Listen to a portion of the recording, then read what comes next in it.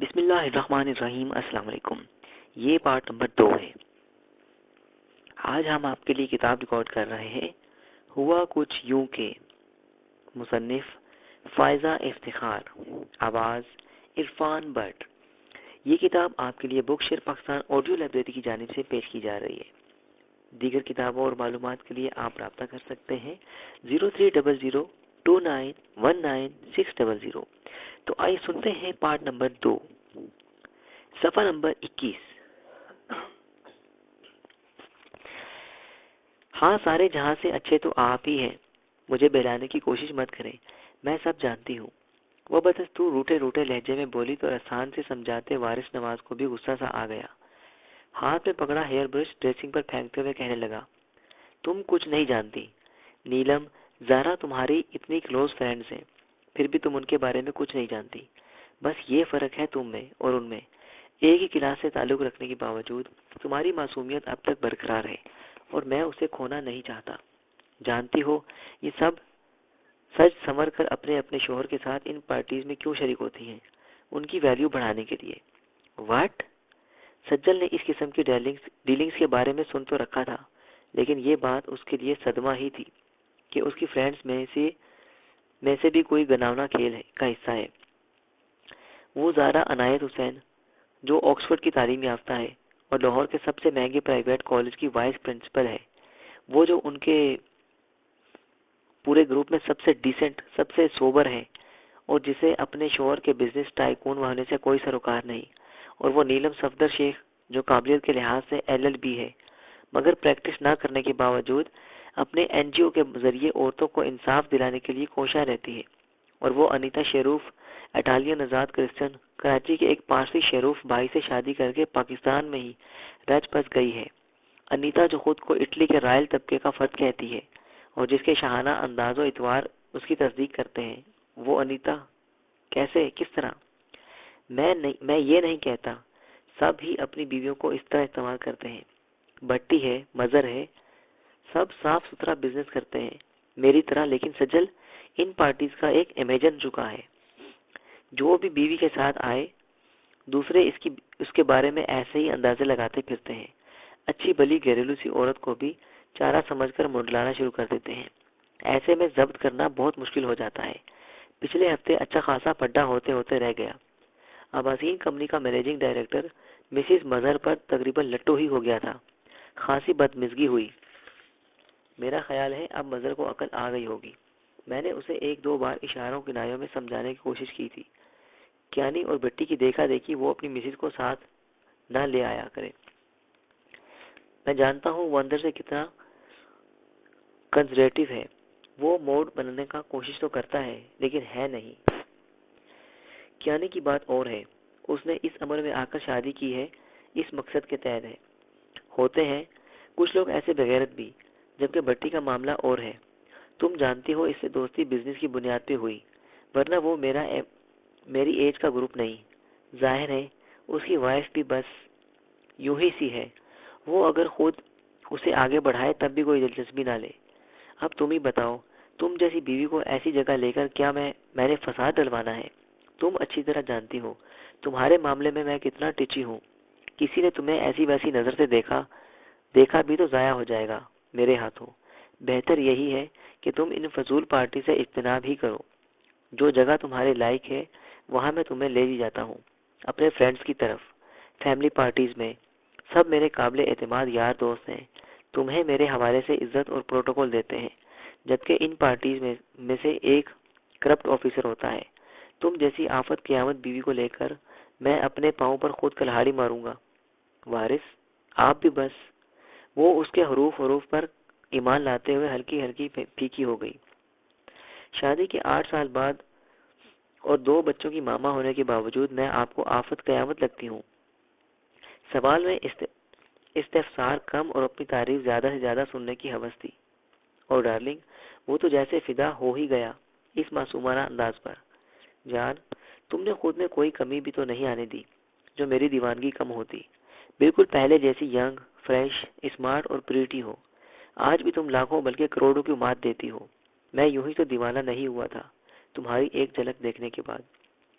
گزرے دنوں کی اس کی وارفتگی یاد آتے ہی سجل کے انداز میں اور بھی غرور آ گیا۔ واقعی کم پاپڑ نہیں بیلے تھے وارث نے اس سے شادی کے لیے۔ ایک تو کلاس ڈیفرنس، اگرچہ وہ بھی کوئی گرے بڑے خاندان سے نہیں تھا، ملتان کے زمیندار گھرانے سے تعلق تھا، لیکن وارث لاہور کے ایک کلچرڈ، مارڈ اور ایجوکیٹڈ گھرانے سے تھا جو مربوں حویلیوں سے کم ہی مروب ہوتے تھے۔ وہ لاہور پڑھنے کی غرض سے آئی تھی، لیکن وارث کی زندگی میں آنے کے بعد یہی شہر اس کا مسکن ٹھہرا۔ 8 سالوں کے دوران اس بزنس مائنڈڈ فیملی کے اندر ٹچ بس جانے کے باوجود اس کے اندر کا وہ مخصوص بی بی جی والا اسٹائل نہیں بدلا تھا۔ آج بھی وہ وارث کی آنکھوں سے دیکھتی، اس کے کانوں سے سنتی اور اسی کے دماغ سے سوچتی تھی، بیگم صاحبہ وہ ڈرائی کلین والا آیا ہے، کپڑے دے دیں۔ نچو کی آواز پہ سجل کے شانوں پر باہیں پھیلائے وارث بدمزہ ہو کر پلٹا۔ اسٹوپڈ، جنگلی، تمہیں ابھی تک اتنے مینرز نہیں آئے کہ کسی کے بیڈ روم میں داخل ہونے سے پہلے دستک دینی چاہیے۔ وہ پھاڑ کھانے والے انداز میں اس کی طرف لپکا۔ 16-17 سالہ نچو سیم کے پیچھے ہوئی اور اس کھلے کمرے سے جا ٹکرائی۔ کول ڈاؤن ہنی، نئی نئی آئی ہے، ابھی 1 ہفتہ بھی نہیں ہوا، آہستہ آہستہ ٹرینڈ ہو جائے گی۔ چلو نچو، یہ صاحب کے کپڑے اٹھاؤ اور وہاں ڈریسنگ روم میں بھی میں نے باسکٹ میں نکال رکھے ہیں، وہ بھی لے جاؤ۔ سجل اسے آرڈر دینے کے بعد وارث کے لیے ٹائی منتخب کرنے لگی۔ ٹریننگ دینے سے پہلے انہیں کمروں میں گھسنے ہی کیوں دیتی ہو؟ وارث کا موڈ خراب ہو چکا تھا۔ بائی دا وے، اس نمونے کو پکڑا کہاں سے ہے؟ بھابی نے بھیجا ہے، ملتان میں ہماری پرانی ملازمہ کی نواسی ہے۔ یہاں کی نوکرانیاں تو حد درجے خراٹ ہو چکی ہیں، مستقل طور پر رہنے پہ تیار نہیں ہوتی۔ وہ کچن کی دونوں ملازمائیں اور وہ جو دوسری آتی ہے صفائی وغیرہ کے لیے، آئے روز چھٹیاں، اس لیے بھابی سے کہلوا کر اسے بلوایا ہے۔ اب تو میں 24 گھنٹے گھر پہ نہیں ہوتی، ان چورنیوں کی رکھوالی کے لیے جو بھی غیر حاضر ہوگی یہ اسی کا کام نمٹا دے گی۔ اور بھی گھر کے 100 چھوٹے بڑے کام ہوتے ہیں۔ اماں جان جب سے گزری ہیں کوئی بھروسے کی ملازمہ ملی ہی نہیں گھر دیکھنے کے لیے۔ 2 سالوں میں دماغ گم گیا ہے میرا۔ یہ بچپن سے ملتان والی حویلی میں رہتی آئی ہے، بھابی بتا رہی تھی بڑا اچھا کام سنبھالتی ہے۔ بھابی سے کہنا تم کم از کم اسے نہلا دھلا کے تو بیچتی۔ کمرے میں عجیب سی بو پھیلا گئی ہے۔ ناک چڑھا کے وہ ایئر فریشنر سپرے کرنے لگا۔ تمہیں کوئی صاف ستھری ذرا قبول صورت ملازمہ نہیں ملی کیا؟ قبول صورت؟ تم تو ایسے کہہ رہے ہو جیسے اخبار میں ضرورت رشتہ کے لیے اشتہاروں میں لکھا ہوتا ہے۔ وہ ہنسی۔ اب یہ عجیب و غریب مخلوق 24 گھنٹے سر پہ سوار رہے گی۔ ڈریسنگ روم سے کپڑوں کی گٹری سی بن کر لے جاتی۔ نچو کو دیکھ کر وہ بڑبڑایا۔ ڈھیلے ڈھالے تیز نارنجی اور ہرے رنگ کے ساٹن کے شلوار قمیض میں سے پسینے کے تیز بھپکے اٹھ رہے تھے۔ ٹنگی ہوئی شلوار سے میلے ٹخنے اور پھٹی ہوئی ایڑیاں بھی نظر آ رہی تھی۔ برد رنگوں میں اس قدر تیل انڈیلا ہوا تھا بدرنگ بالوں میں اس قدر تیل انڈیلا ہوا تھا کہ بہہ کر چہرے پر آتا ہوا سانولے رنگ کو مزید کالا سیاہ بنا رہا تھا۔ اوہ کم آن وارث، آپ کون سا 24 گھنٹے گھر پہ موجود ہوتے ہیں؟ جس وقت بھی ہوتا ہوں کم از کم اس وقت اس چیز کو میرے سامنے مت لایا کرو۔ سارا موڈ خراب کر کے رکھ دیا۔ اوکے، میں اسے سمجھا دوں گی۔ اسی ہفتے آئی ہے، مجھے ٹائم نہیں ملا کہ اسے 2-4 کپڑے لے دیتی، اپنے ہی پرانے نکال دیتی ہوں فی الحال، اور صاف ستھرا رہنے کی بھی سختی سے تاکید کر دو گی۔ اس نے یقین دہانی کرائی کیونکہ وہ وارث کی نفاست پسندی اور اعلیٰ جمالیاتی حس سے آگاہ تھی۔ اپنے ارد گرد ذرا سی بھی بے ترتیبی گندگی اسے برداشت نہ ہوتی تھی، اور نچو تو اس وقت سراپا بے ترتیبی لگ رہی تھی۔ یقیناً وارث کا پارا تو چڑھنا ہی تھا۔ چلے اب موڈ ٹھیک کر بھی لیں۔ آئینے کے سامنے کھڑی تنقیدی نظروں سے اپنے آپ کا جائزہ لیتے، ڈارک گرے سوٹ، گرے اور وائٹ لائننگ والی ٹائی، گولڈ کف لنکس، وائٹ شرٹ میں ملبوس وارث نواز علی کے شانے پر سر رکھتے ہوئے سجل نے کہا۔ اونچے لامبے وارث کو اپنے عکس کی پشت پر اس کی شبیہ لہراتی نظر آئی تو مسکرایا۔ موڈ تو تمہیں دیکھتے ہی خوشگوار ہو جاتا ہے، تمہاری پیاری پیاری سی اسمائل کسی کا موڈ خراب رہنے دے گی بھلا؟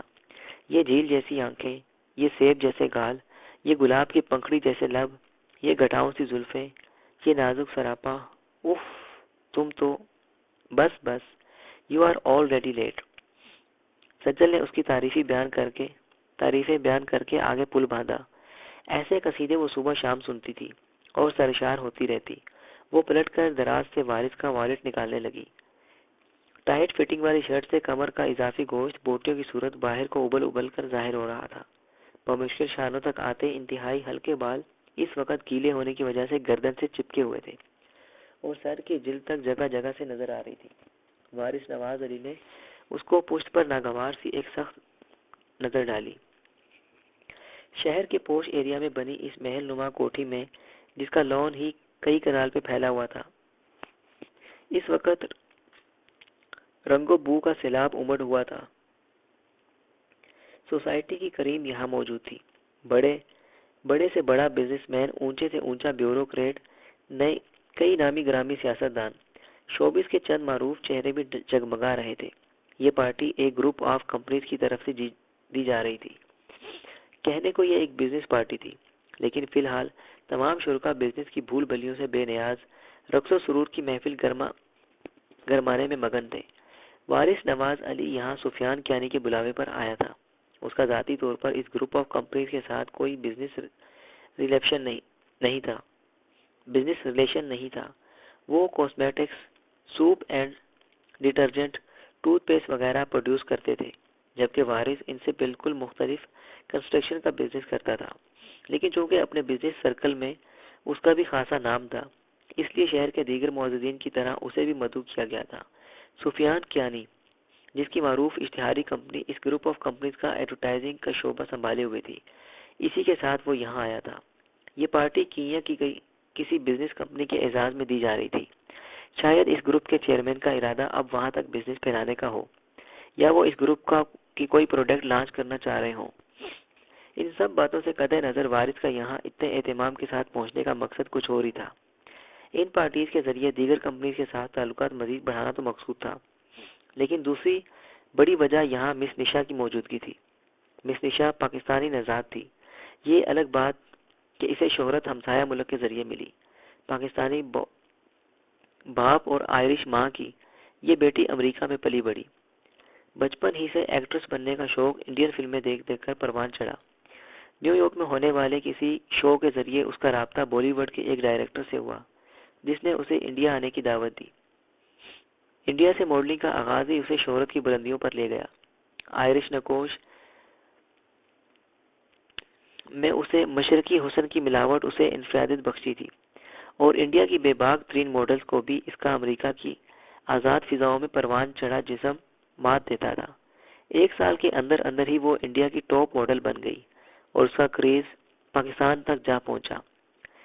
انڈین ماڈل ہونے کے باوجود چونکہ وہ پاکستانی نژاد اور امریکن شہریت کی حامل تھی، اس لیے اس کے پاکستان میں ماڈلنگ کرنے پر پابندی نہ تھی۔ کئی لوگوں نے اسے سائن کرنا چاہا، لیکن معاوضہ سن کر کانوں کو ہاتھ لگا لیے۔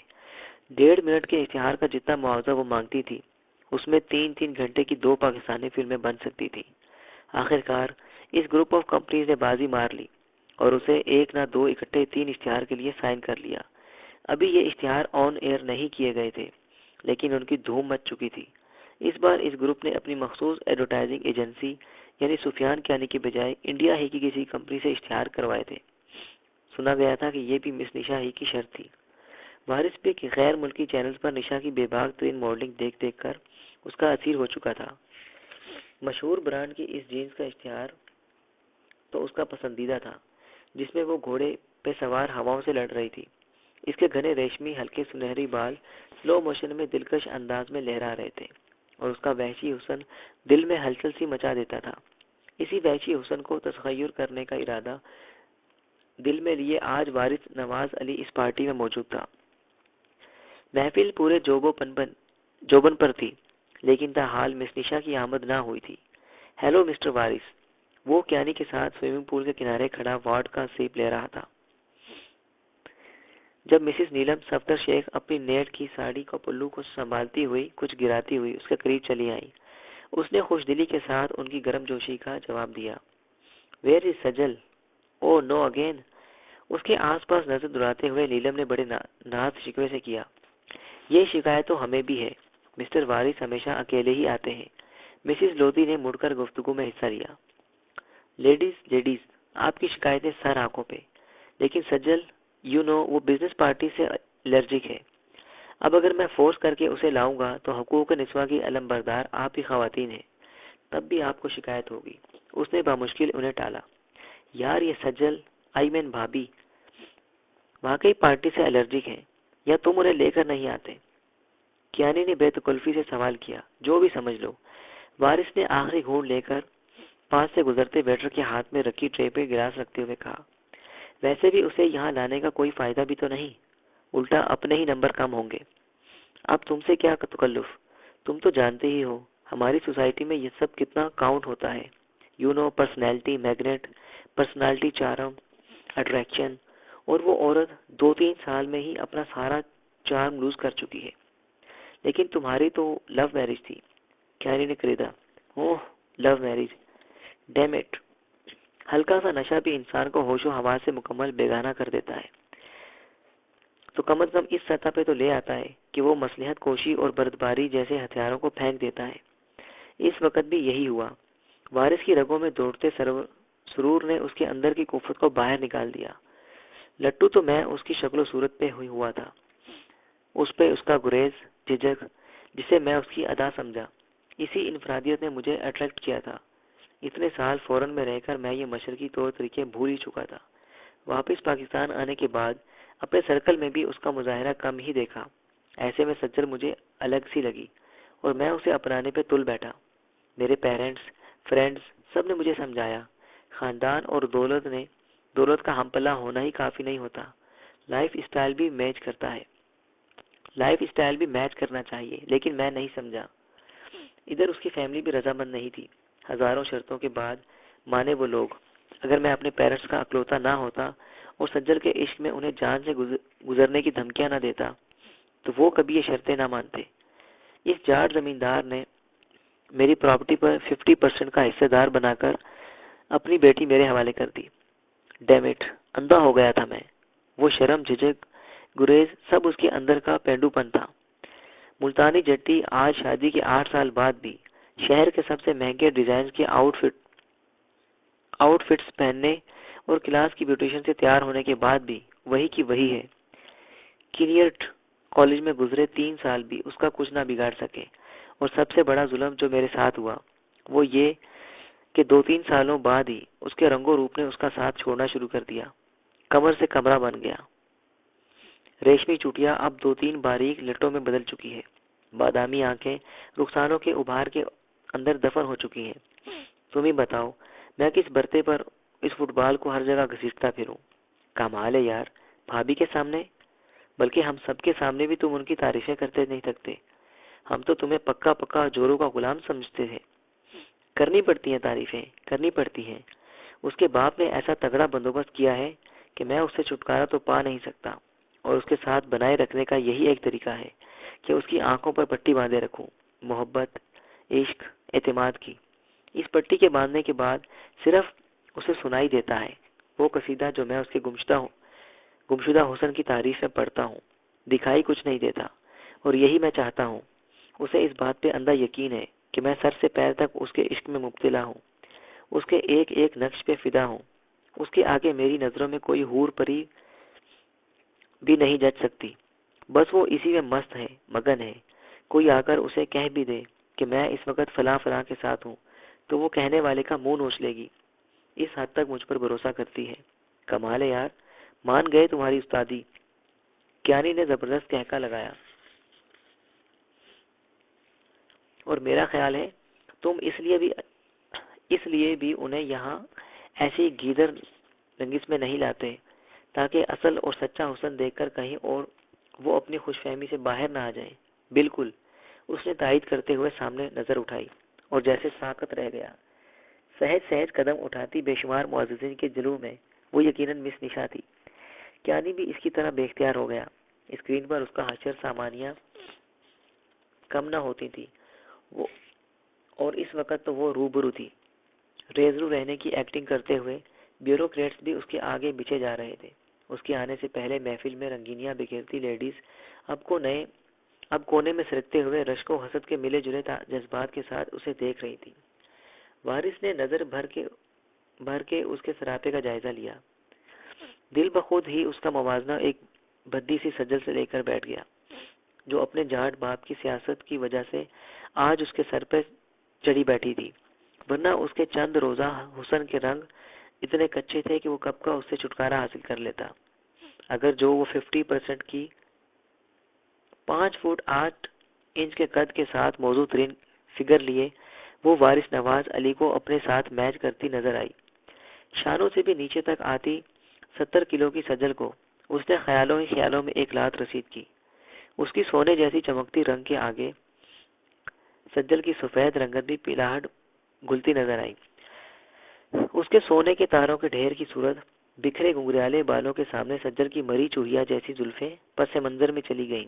وہ قریب آتی گئی، قریب اور قریب، یہاں تک کہ وارث اس کی سانسوں کے زیرو بم کے ساتھ ڈائمنڈ لاکٹ کا اتار چڑھاؤ بھی دیکھ سکتا تھا. وہ اس کے کچھ فاصلے پہ کھڑے شروف بھائی سے مل رہی تھی. بلیک ویلوٹ کا آف شولڈ گاؤن جس سے گریبان کی وی بہت اندر تک گئی تھی، جس سے چپکا تمام نشیب و فراز افشاں کر رہا تھا. لمبے لمبے سٹول بازو کسی بھی آرائشی زیور سے بے نیاز تھے. بیش قیمت ڈائمنڈ جیولری گردن، کانوں اور انگلیوں میں سج کر اپنی قدر بڑھا رہی تھی. فرینچ کلون کی مہک نے پورے ماحول کو اپنی لپیٹ میں لے رکھا تھا. بے پناہ چمکتی ہوئی جلد کی تانبے کی عروج پہ تھی. قاتل کٹاؤ والے لبوں پہ جاندار سی چمکیلی مسکراہٹ پر غرور انداز میں اتر رہی تھی. نیلگوں گہرائی والی ابری ابری آنکھیں اس کے مشرقی نقوش میں مغربی آمیزش کر رہی تھی. اس کی ہر ادا میں ایک بانک پن تھا، ہر قدم ہی ایک فتنہ تھا. مس نشا یہ کہاں کی سب سے بڑی کنسٹرکشن کمپنی کے اونر ہیں، کسی نے اس کا تعارف کرایا. نشا کامرمری ہاتھ ذرا سا بلند ہوا اور اس کے آگے بڑے پرجوش ہاتھ کو ہلکا سا چھو کر نیچے آ گیا. لوگوں پہ وہی مخصوص مسکراہٹ تھی جو شاید سب کے لیے تھی. وارث کا دل ذرا سا برا ہوا، لیکن وہ ابھی خود کو حوصلہ دیتے ہوئے مزید پیش قدمی کا ارادہ کرتے ہوئے لب کھولنے ہی والا تھا کہ وہ اسی طرح قیامت کی چال چلتی آگے بڑھ گئی. وہ تل ملا کے رہ گیا. اسے اپنی وجاہت پہ خاصا غرور تھا، جبکہ نشا مسلسل اس موٹے گنجے اور چچک زدہ مسٹر نائکے کے ساتھ چپکی ہوئی تھی جو کینیا سے درآمد شدہ تھا. باقی کی عنایات کریم فاروقی کے لیے مختص تھی جو کیئر گروپ آف کمپنیز کا چیئرمین تھا. 1 کروڑ لیے ہیں اس نے ان 3 اشتہاروں کے، کیانی نے اطلاع دی. واٹ؟ وہ اچھلا. ہاں، اور یہ تو صرف اس کا معاوضہ ہے. غیر ملکی کمپنی سے اشتہار بنوانے میں جو سرمایہ صرف ہوا وہ الگ. سوئٹزرلینڈ، ماریش اور پیرس میں شوٹنگ ہوئی ہے. میوزک انڈیا کے ٹاپ میوزک ڈائریکٹر کا ہے. جنگل آشا بھونسلے کی آواز میں ہے. پھر تو یہ کروڑوں کا پروجیکٹ ہوا. اس کی عقل نے نشا کا کریم فاروقی کے آگے پیچھے پھرنا تو بمشکل ہضم کیا، لیکن دل بدستور ہمک رہا تھا. دل ہی کے اکسانے پر ہمت کر کے وہ ڈانسنگ فلور پہ آ گیا. اس نے بڑے ہی اسٹائل کے ساتھ سگریٹ کے کش لگاتی مسز کریم فاروقی کو ڈانس کی پیشکش کی. 50 کے پیٹے میں بنگالی نسلی کی سانولی سلونی مسز نازلی کریم ڈیشنگ سے دراز قد، ویل ڈریسڈ اور ویل مسز وارث نواز کی آفر رد نہ کر سکی اور اپنی بنگالی انداز میں باندھی میرون ساڑی کو سنبھالتے ہوئے اس کے ساتھ فلور پہ چلی آئیں. 1-2 راؤنڈ کے بعد ہی وہ نامحسوس طریقے سے کریم فاروقی کے پاس چلا آیا جو اس وقت ارد گرد کے ماحول سے یکسر بے نیاز نشا کے ساتھ رقص میں مصروف تھا. سوچی سمجھی اسکیم کے تحت وارث دانستہ اس سے ٹکرایا اور پھر چونکنے کی بھرپور ایکٹنگ کرتے ہوئے مسز نازلی کا ہاتھ تھام کر کریم فاروقی کے آگے پیش کیا. ڈانس کے ایٹیکیٹس کے مطابق اب کریم فاروقی کو نہ چاہتے ہوئے بھی پارٹیز تبدیل کرنا تھا. فاتحانہ مسکراہٹ کے ساتھ وارث نشا کو باہوں میں سنبھالتے میوزک کے ردم کے ساتھ ہولے ہولے تھرکنے لگا. ہلکے سروں میں ایک سافٹ سا رومانٹک انگلش میوزک پس منظر میں گونج رہا تھا. وارث نے اپنی مشہور زمانہ لیڈی کلر اسمائل میں مزید جان ڈالتے ہوئے نشا کی طرف جھک کر کہا، میں نے اتنا بے داغ اور مکمل حسن آج تک نہیں دیکھا. Thank you. ہلکے سے تبسم کے ساتھ اس نے خراج تحسین قبول کیا. یہ کہنے کا موقع تو آپ مجھے دیجیے. میں آپ کے اعزاز میں ایک پارٹی کرنا چاہ رہا ہوں. اگر آپ وقت دیں تو ہم آج ہی طے کر لیں. ویل مسٹر، وہ مستردوسی ہوئی. وارث نواز علی. اس کے اس طرح اپنا نام بلا دینے پہ وہ خفت سے دوچار ہو گیا. اوہ یس، واسر علی. ان فیکٹ مسٹر وارث، میں انڈیا سے بس آج کے فنکشن کے لیے اسپیشلی آئی ہوں، وہ بھی کریم فاروقی کے بہت فورس کرنے پر. کل میری فلائٹ ہے. اس کے صاف جواب پہ وارث نے ہمت نہ ہاری. مس نشا، ہم بھی کریم فاروقی سے کم قدردان نہیں. آپ کے اسٹینڈرڈ کے مطابق پورا پروٹوکول دیں گے آپ کو. ویل بٹ آئی مین کس سلسلے میں؟ کریم فاروقی سے میرے بزنس ریلیشنز ہیں، جبکہ میں بھی آپ سے ڈیل ہی کرنا چاہ رہا ہوں. تو اس کے لیے آپ میرے سیکرٹری سے بات کیجیے. یہ ڈیل کرنے کا کوئی طریقہ نہیں. ڈانس کے دوران وہ دونوں اتنے قریب تھے کہ ہلکی سی سرگوشیوں میں کی گئی یہ گفتگو بھی بخوبی سن سکتے تھے، اور اس قدر حدت آمیز قرب نے وارث کو کچھ اور بھڑکا دیا اور بےتابی کا مظاہرہ کرتا ہوا کہنے لگا، آپ سے اجازت درکار تھی، باقی معاملات سیکرٹری سے ہی نمٹائیں گے. آپ صرف اتنا بتا دیں کہ میرے لیے وقت کب نکالیں گی. ایکچولی میرے پاس فلمز کی دو آفرز ہیں. مجھے پہلے تو واپس جا کر ان سے فائنل کرنا ہے، پھر ہی آپ کو انفارم کر سکوں گی. شوٹنگ شیڈول کا فائنل ہو جائے تو پتہ چلے گا کہ ماڈلنگ کے لیے ٹائم نکلتا بھی ہے یا نہیں. اس نے اب کے صاف جواب دینے کی بجائے گول مٹول لارا دیا. وہ جانتی تھی ہر کوئی اس جیسی مہنگی ماڈل افورڈ نہیں کر سکتا. اکثر لوگ صرف اس سے ایک اور ملاقات کا بہانہ ڈھونڈنے کی غرض سے آفر کرتے ہیں. او کام آن نشا، ڈونٹ بی سو فارمل. میں ماڈلنگ کے لیے سائن نہیں کر رہا آپ کا تھوڑا سا وقت چاہیے اور بس. فلائٹ تو آپ کی کل کی ہے. اگر آپ نشا نے ایک جھٹکے کے ساتھ خود کو اس سے الگ کیا. ریلیکس مس نشا. چراغ ایک زوردار تمانچہ اس کے منہ پر لگا اور اس کا سارا نشہ ہرن ہو گیا. ساری محفل کو گویا سانپ سونگ گیا. نشا اونچی آواز میں بلڈی ایشین کو گالیاں بکتی فلور سے نیچے اتر گئی. کریم فاروقی اس کے پیچھے لپکا، لیکن وہ کچھ سننے پر تیار نہ تھی. میں ہی اسٹوپڈ تھی. وہاں سب نے مجھے سمجھایا کہ یہاں شوبز کی عورتوں کو اچھا نہیں سمجھا جاتا. ہر کوئی اپنی اوقات کے مطابق قیمت لگاتا ہے، لیکن میں نہ مانی. اب پتہ چلا کہ یہ سب سچ تھا. یہ شخص میری قیمت لگا رہا ہے، مجھے، نشا کو. وہ بپری ہوئی تھی. پارٹی میں موجود تقریباً تمام معززین نے اسے سمجھا بجھا کر راضی کرنے کے ساتھ ساتھ وارث کو بھی لعنت ملامت کی. وہ اتنی انسلٹ سہ نہ سکا اور پارٹی سے نکل آیا. ڈرائیونگ کے دوران بھی وہ مسلسل سلگتا رہا. یہ اپنے آپ کو سمجھتی کیا ہے؟ پارسا، نیک بی بی. اسکرین پر کس قسم کا اشتہار نہیں کیا اس نے. کیسے بھڑک رہی تھی. ارے کیمرے کے سامنے. بات صرف اتنی ہے کہ کریم فاروقی کے لگائے کروڑوں کا خمار سر چڑھ کر بول رہا تھا. وہ کینیا کے مسز نائکے نے بھی کوئی خون کن لارا دیا ہوگا. 2 فلموں میں سائن ہو کے اور بھی سرخاب کے پر لگ گئے. لیکن منع ہی کرنا تھا تو ویسے ہی کر دیتی. کمینے نے اتنے لوگوں پر تماشا بنا ڈالا.